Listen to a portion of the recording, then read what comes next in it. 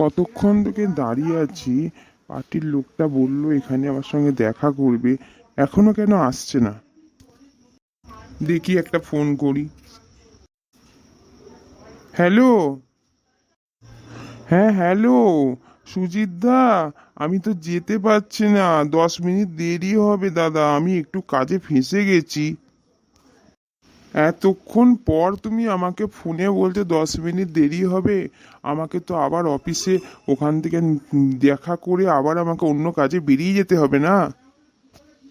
দাদা আজকের দিনটা ছেড়ে দিন না, আমি আপনার অফিসে গিয়ে দেখা করে নেবো।